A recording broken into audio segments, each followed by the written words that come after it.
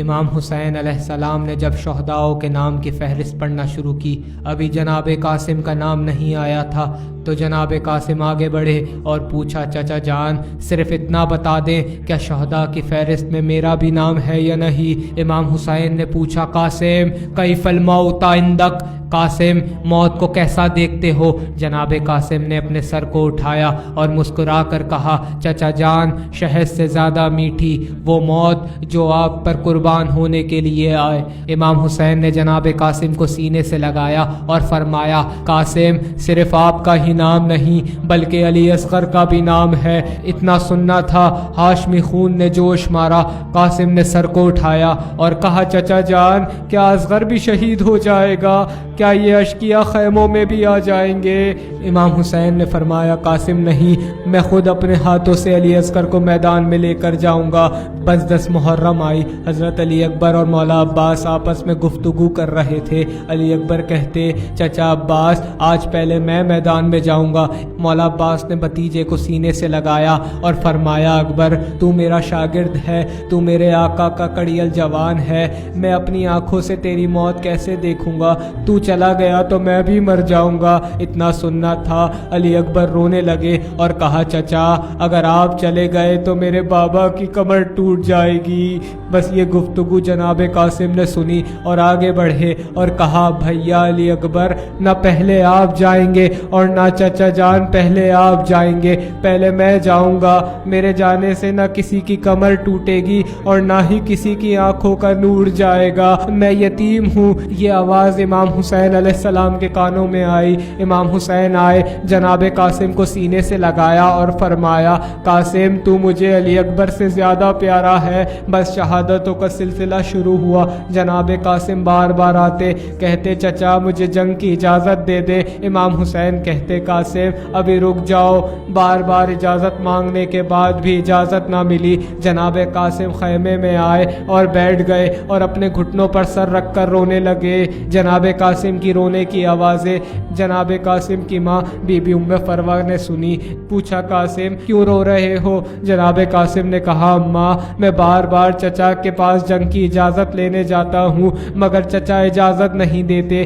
Be be ام فروہ نے اپنے یتیم بیٹے کو سینے سے لگایا اور کہا، قاسم آپ کے بابا نے مجھے کہا تھا قاسم سے کہنا جب بہت زیادہ مصیبت پڑ جائے تو اس کے بازو پر جو تعویذ ہے اسے کھول کر دیکھے، اس پر حل لکھا ہوگا۔ قاسم اس سے زیادہ مصیبت نہیں ہو سکتی، قاسم ذرا تعویذ کھولو۔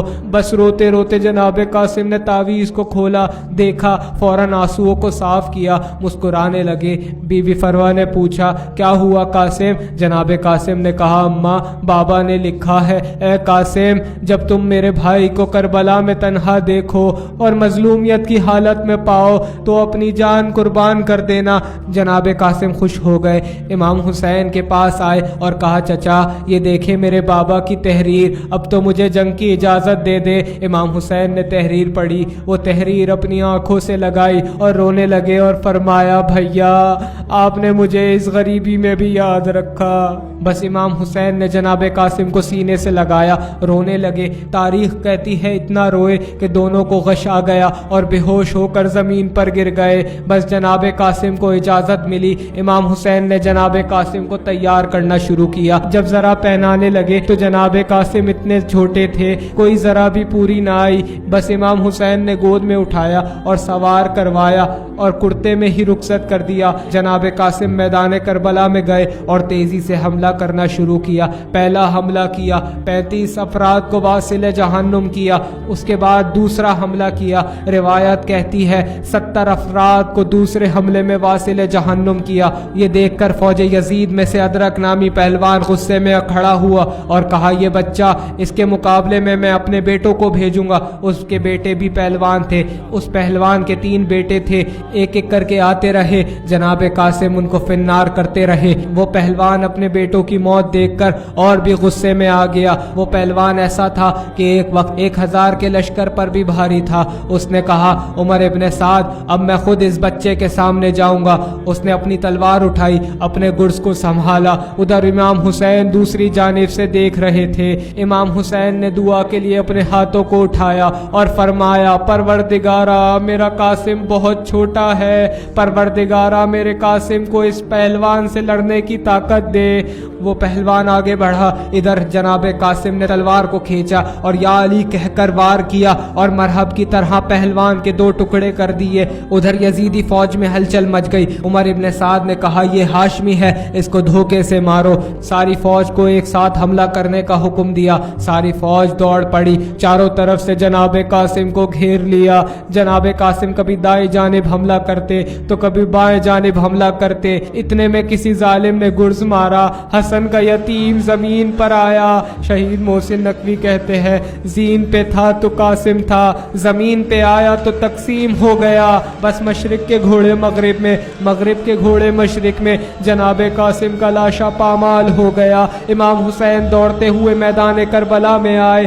कभी एक जानिब देखा, कभी दूसरी जानिब देखा, कहीं लाशा नजर नहीं आया। इमाम हुसैन ने आवाज दी, कासिम, गरीब चचा बुला रहा है। कोई जवाब ना आया। फिर कहा, कासिम, करबला का गरीब बुला रहा है। कोई जवाब ना आया। तीसरी दफा आवाज दी, कासिम, इमाम वक्त बुला रहा है। बस मैदान करबला में बिखरे हुए टुकड़ों से आवाज आई, अस्सलामु अलैका या अबा अब्दुल्ला। बस इमाम हुसैन ने अपनी आबा बिछाई, लाशे के टुकड़े को जमा करना शुरू किया, एक गठरी बनाई और खैमे की तरफ लेकर चले। इमाम हुसैन दर खैमा पर आए और कहा, बहन ज़ैनब, कासिम का लाशा लाया हूँ, लेकिन इसकी माँ को ना दिखाना। बीबी ज़ैनब ने सवाल किया, भैया आपके हाथ में तो एक गठरी है, लाशा कहाँ है? इमाम हुसैन ने कहा, बहन ज़ैनब, ये जो गठरी है इसी में कासिम के लाश के टुकड़े हैं। लाशा खेमे में आया। बीबी फरवा से लाश को छुपाया जा रहा था। बीबी फरवा ने बीबी ज़ैनब से कहा, मुझे देखने दीजिए मेरी कुर्बानी कैसे कबूल हुई। बीबी फरवा आगे बढ़ी, गठरी के बंद को खोला, लाशे के टुकड़े देखे, लाशे पर अपने दोनों हाथ रखे, ज़मीन करबला पर सजदा किया और कहा, परवरदिगारा, तेरा शुक्र है, तूने मेरी कुर्बानी सबसे ज़्यादा कबूल की।